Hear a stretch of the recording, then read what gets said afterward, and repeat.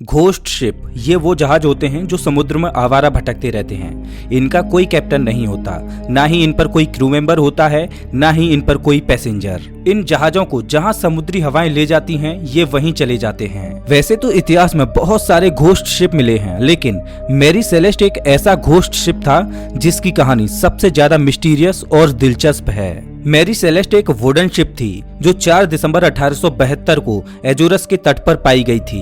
ये शिप पूरी तरह से आवारा थी और इस पर कोई भी व्यक्ति मौजूद नहीं था। लेकिन सबसे हैरानी वाली बात ये थी कि जब ये शिप लगभग 1 महीने पहले 7 नवंबर को न्यूयॉर्क हार्बर से रवाना हुई थी, उस समय इस पर 10 लोग मौजूद थे। अब सोचने वाली बात यह है कि उस शिप पर ऐसा क्या हुआ था कि उन 10 लोगों का कोई अता पता ही नहीं चला। वैसे मैरी सेलेस्ट के बारे में कई थ्योरीज प्रचलित हैं, लेकिन उनको जानने से पहले एक बार मैरी सेलेस्ट के इतिहास की ओर नजर डालते हैं। आपको बता दें कि लोग शुरू से ही मैरी सेलेस्ट को एक शापित जहाज मानते थे, और माने भी क्यों ना, क्योंकि इसकी पहली ही यात्रा में इसका कैप्टन मारा गया। दरअसल कैप्टन को निमोनिया था, तो जब कैप्टन चिल्लाकर कोई ऑर्डर देता तो उसके मुंह से खून आने लगता। जब तक क्रू मेंबर्स को पता चला कि कैप्टन को निमोनिया है, तब तक बहुत देर हो चुकी थी और जहाज ने अपने कैप्टन को खो दिया। दरअसल मैरी सेलेस्ट को साल 1861 में बनाया गया था, तब इसका नाम द अमेज़न था।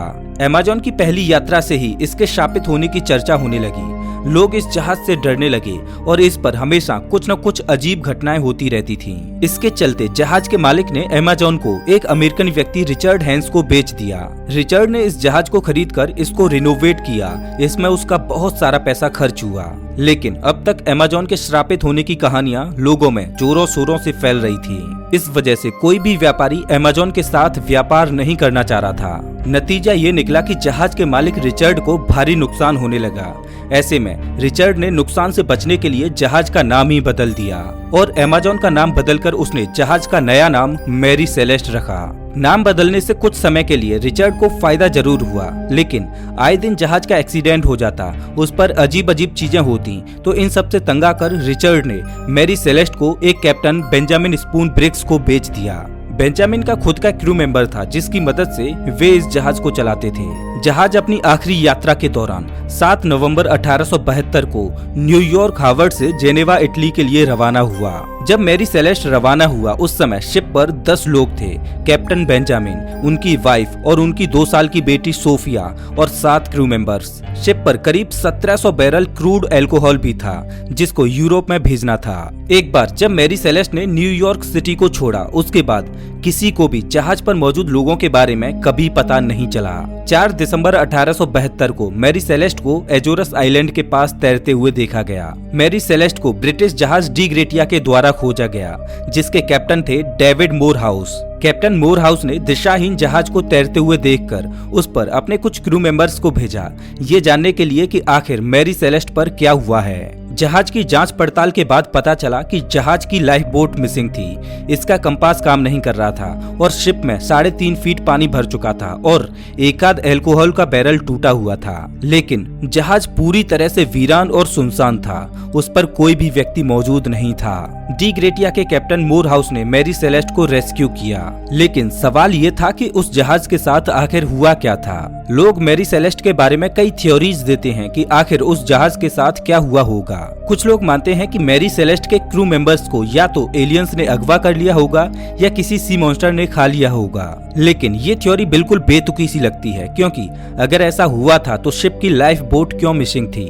एक थ्योरी ये भी कहती है कि मैरी सेलेस्ट पर समुद्री लुटेरों ने हमला कर दिया होगा और मैरी सेलेस्ट के क्रू मेंबर्स को मारकर समुद्र में फेंक दिया होगा। हाँ, ऐसा पॉसिबल तो है, लेकिन ऐसा हुआ नहीं होगा, क्योंकि अगर पायरेट्स ने शिप पर हमला किया था तो वो शिप पर मौजूद महंगी चीजों को क्यों छोड़ गए, जैसे कि कीमती अल्कोहल के बैरल और अन्य चीजें। कुछ लोग ये मानते हैं कि मैरी सेलेस्ट को खुद डी ग्रेटिया के कैप्टन मोरहाउस ने अगवा किया होगा और क्रू मेंबर्स को मार दिया होगा। ऐसा हो भी सकता है, क्योंकि उस समय जो भी किसी घोस्ट शिप यानी कि भटकते हुए जहाज को रेस्क्यू करता तो उसे रेस्क्यू किए गए जहाज की कीमत के रुपए मिलते, और कैप्टन मोरहाउस को मैरी सेलेस्ट को रेस्क्यू करने पर रुपए मिले भी थे।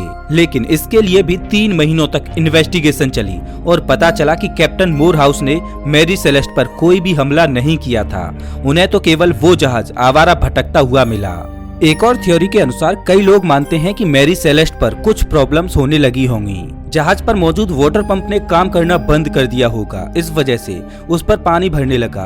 कंपास के फेल होने पर शिप इधर उधर भटकने लगी और समुद्र में खराब मौसम की वजह से उन्होंने शिप को छोड़ना ही बेहतर समझा और लाइफ बोट को लेकर उन्होंने शिप को छोड़ दिया। लेकिन तेज तूफान के कारण वे समुद्र में ही भटक गए। लेकिन ये भी सिर्फ एक थ्योरी ही है। आखिर उस शिप पर क्या हुआ था ये कोई नहीं जानता।